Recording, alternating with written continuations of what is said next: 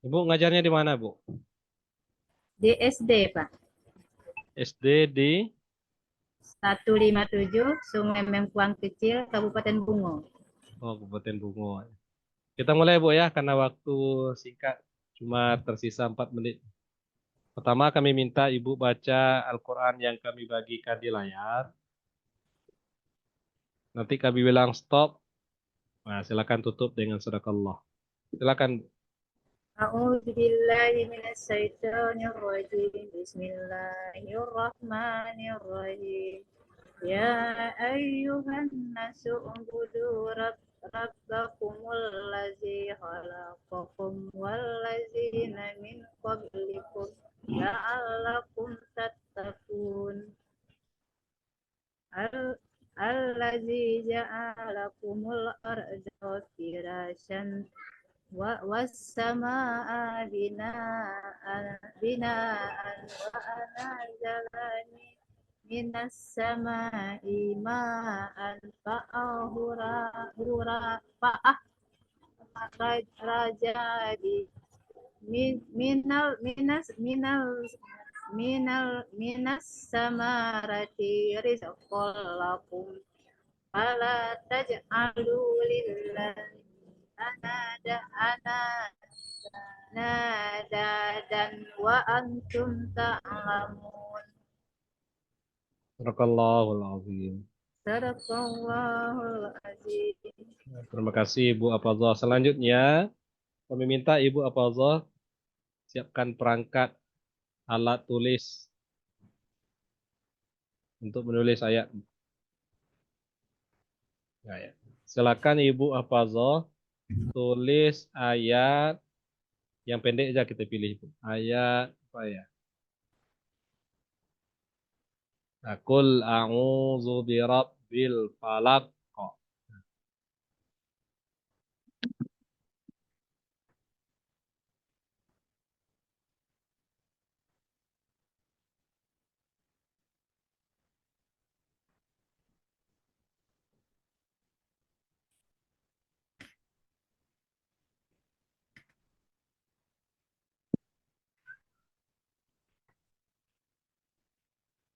Angkat lagi ke atas sedikit.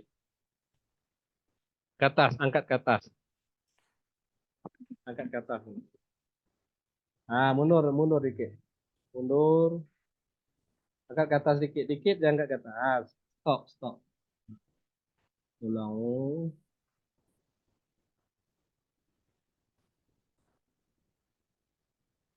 Oke, cukup, Bu.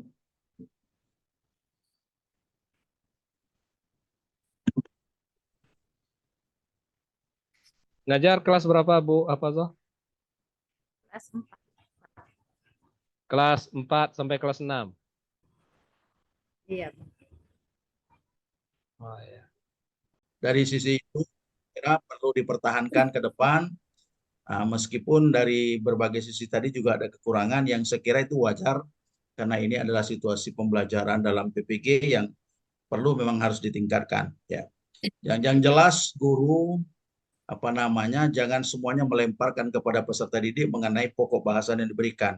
Harus ada penguatan juga tentang materinya, itu. Sebab meskipun adalah sasaran pembelajaran itu ada peserta didik, guru juga harus memberikan penguatan supaya setiap pertemuan atau pokok bahasan ini anak-anak ada oleh-oleh, ada bekal yang diperoleh dari guru yang mengajar di kelas pada hari itu. Jadi kalau itu tidak ada penguatan, maka besok pasti akan lupa. Ya. Kalau mengandalkan hanya semuanya dengan penugasan-penugasan. Jadi intinya guru harus memberikan juga penguatan di situ. Atau katakanlah di situ ada refleksi segala macam. Yang jelas apa namanya tujuan pembelajaran juga tadi ada yang menyampaikan ya. Yang jelas dalam pembelajaran itu harus juga jelas. Yang kita ajari itu mau mencapai apa. Pembelajaran itu mau diarahkan kemana. Itu harus jelas. Supaya anak bisa memahami materi pelajaran itu apa inti yang harus dipahami. Dan tak kalah pentingnya inti pembelajaran itulah yang akan menjadi nanti kisi-kisi yang akan dibuat dalam pertanyaan ataupun asesmen sumatifnya. atau penilaian sumatifnya. Jadi sehingga anak itu punya memori, punya pemahaman mengenai apa yang harus dipahami. Saya kira itu ya dari sisi PPT ya, eh, dibuat serapi mungkin ya. Jangan banyak aksesoris karena aksesoris itu mengganggukan cara berpikir, cara melihat kita. Padahal aksesoris itu tidak ada kaitannya dengan persoalan akademik. Ya, meskipun itu adalah menjadi apa katakanlah penghias PPT, tapi itu tidak relevan dengan apa namanya pembelajaran. Jadi dalam situasi pembelajaran jangan banyak itu bumbu-bumbunya apa ada kembang-kembang, ada yang bumbu menari-nari apa segala macamnya. Cukup kontennya saja atau materinya saja atau madahnya saja yang harus disampaikan. Jangan banyak bumbu sehingga itu mengacaukan cara berpikir anak. Bahkan justru membuyarkan otak anak. Paham dia kan terlalu banyak apa namanya pernak-pernik yang dilihatnya seperti itu. Dan saya kira itu yang Pak Edi yang bisa saya sampaikan. Intinya adalah Bapak dan Ibu meskipun mengajar dengan kawan-kawannya ini jangan pernah mengatakan anak-anak Bapak, anak-anak Ibu, ya kan? Tapi harus murid-murid Bapak, murid-murid Ibu. Ingat, Ibu berangkat dari tugas sebagai seorang guru SD, maka yang dipanggil adalah murid-murid. Jadi seorang alumni pendidikan itu harus paham perbedaan mana peserta didik, mana murid, mana siswa, itu kan, mana anak-anak, ya. Kalau anak-anak itu korelasinya di rumah. Ya kan, kalau peserta didik itu adalah semua yang dididik. Kalau misalnya siswa itu adalah SMP ke atas, sedangkan murid itu adalah anak-anak ya apa namanya anak SD sederajat.